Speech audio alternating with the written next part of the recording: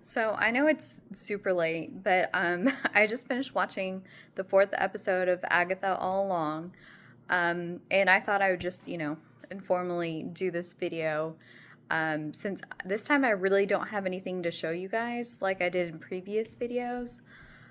Um, so I mean, overall, I thought it was good. There were a couple things I had issues with. Like, for example, when they showed the recap at the beginning and it was all about Alice, then you automatically knew that this trial was going to be about her, which is not a huge deal, but I was kind of like, oh, okay.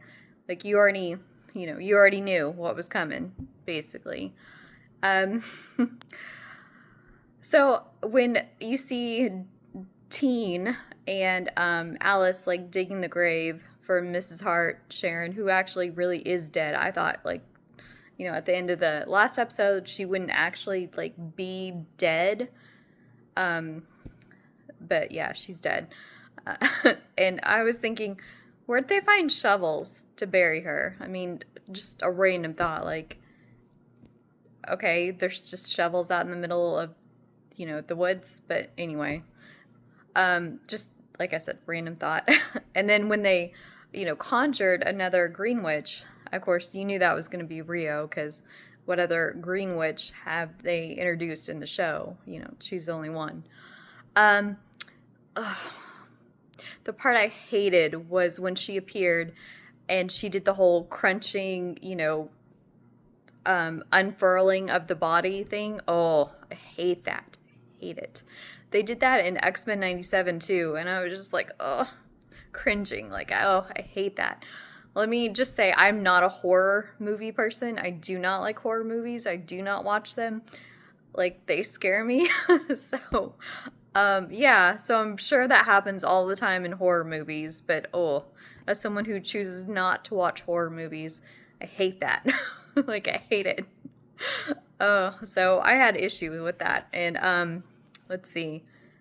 Like, oh, so this show kind of makes me think of WandaVision in that like every show is kind of a different setting, a different decade. Like they were in the 70s this time, and Lilia, she totally reminded me of Liza Minnelli. I don't know if anyone else got that. I mean, but of course, I wasn't alive during the 70s, but she's Judy Garland's daughter, and as I've said, I love old movie musicals, so of course I knew who she was.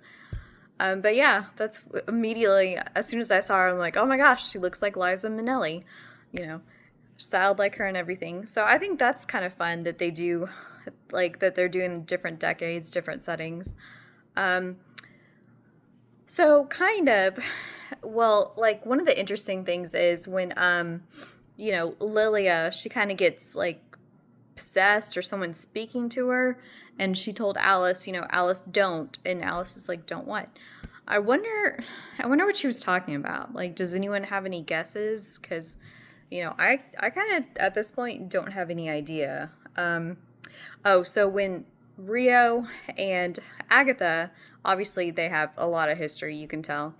We're talking in the sound booth, and Agatha tricks her into saying, you know, that Agatha was going to kill all the witches, and then Rio would get their bodies. I kind of wonder, because she said bodies, not souls, but I kind of wonder if that's another nod to her being like Blackheart instead of, Mephisto having a son, he has a daughter.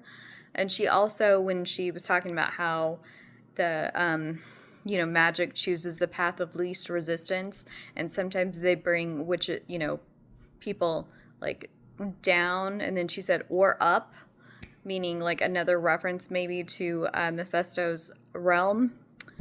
So, in the, of course, like the first episode, she said, I have a black heart, and, his son's name is Blackheart. So I'm kind of thinking maybe they're going in that direction. I'm not positive, but it seems, pretty likely. Let's see. What else?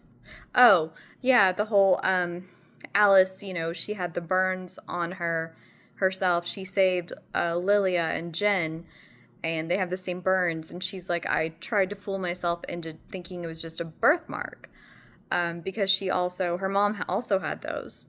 And really, it was the curse. It's like a generational curse. And the whole thing about this episode is that they had to play her mom's version of you know, the Ballad of the Witch's Road, and in order to defeat the curse, in order to kill it, which they ended up doing. Which again is so funny because another musical number. Um, so I like musicals, so I'm fine with that. But yeah, I just found that interesting. And then later, she says her mom's version was different. They mentioned because it was a protection spell for her, and that's how she didn't get burned alive, because somewhere at any time, any given time, someone was listening to this song or singing this song. So there was always someone chanting this protection spell, so to speak, which I thought that was cool. Like I wasn't expecting that, honestly. So I thought that was pretty clever. And let's see, when they were oh yeah, and then okay, I kind of maybe missed it. Like I feel like the whole episode was kind of dark in terms of like coloring. So I feel like maybe I missed it when the teen got stabbed or burned. Was that when something happened with his guitar? I feel like I need to, because like right here it looks fine, but this is not the tone of the whole episode. So I feel like maybe I need to like brighten my TV or something, because I'm like, wait, when did he get stabbed? Maybe it was the thing with his guitar. Is that what happened? Anyway, let me know. Like I've watched it twice and I'm like, did I miss something? Anyway, I think that's when it happened. So, let's see. Oh yeah, so Jen healed him with moonlight and water, and she talked about how she's a 11th generation root worker. I guess that means potions, herbs, things like that, and a midwife, and that she was tricked by a doctor, like he bound her without magic. And I'm assuming, she was bound by a doctor because she said so much for do no harm. And that's, I think, a part of the Hippocratic Oath for doctors. And then they were talking about, oh yeah, Alice, after her mom died, was like angry all the time because her mom died. And I guess couldn't protect her, couldn't be there for her. But then she realized that she was protecting her all along and that everything she was doing was for her. And then she became sad. And someone said sad is better than being angry. And yeah, I think that's true, because, you're sad. Sometimes you need to be sad. Sometimes you need to cry, have a good cry, let it out. But if you're just angry all the time, it just like eats you up inside. So I would agree with that it's better to be sad than angry all the time. So let's see. Oh yeah, Agatha and Teen talked about the sigil, and he asked, "Did you put this on me?" And she said, "Well, even if I did, I wouldn't know, because it also affects the witch that did it, and it's only destroyed when it's no longer needed." So I thought that was interesting. So it could have been Agatha. We don't know. We still don't know who he is. Oh, and the whole the quote she said, like, "I don't need to know your name to know what kind of person you are." Like, that was a really good quote. Like, that could apply for, I will say real life. Anyway, so that just stuck out to me.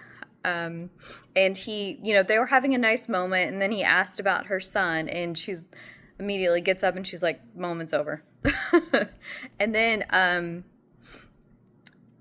so they're talking, okay, so this is the really interesting part. They were talking about scars, comparing scars, and Lilia got bit by a vampire, and Agatha has a scar on her elbow because she's like, it was a knitting needle by the Daughters of Liberty. So I don't know if you guys know this, but the Daughters of Liberty are a Marvel comic group. They're made up of all women, and they believe in the freedom for everybody. And Harriet Tubman was actually their leader in the 19th century. And then it was Peggy Carter, and then I believe it was Sharon Carter, her great niece. like I said, I didn't have anything to show you. I don't have any comics featuring them. I know about them. And the ironic thing, I guess, is why they mentioned them is because they were trained in the use of magic by Agatha. So I feel like that's why they were brought into this episode. Like, she mentioned them. And then, yeah, so just fun fact. And then, obviously, Rio and Agatha were, like, involved because, I mean, you can tell, especially at the end in that moment. And they were going to have, a nice moment. It looked like they were really into each other. And then all of a sudden, Rio says, he's not your son.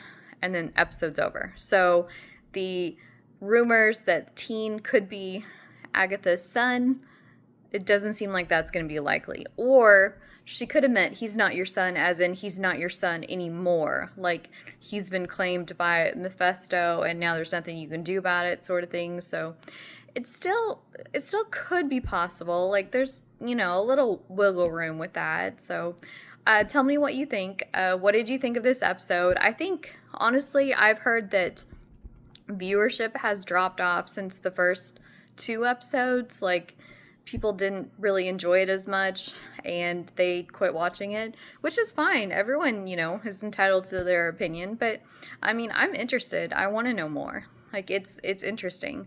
Like I said, the only thing I didn't really like is that they did the recap at the beginning, so then you immediately knew what it was going to be about, like whose trial it was going to be. Honestly, that's my only complaint. So let me know what you thought of the episode, and I'll be posting more videos either today. Well, I think, today it's after midnight, or tomorrow. So I hope you will join me in the future, the near future for those videos too. I'll be talking about Uncanny X-Men 3, since I finally got that.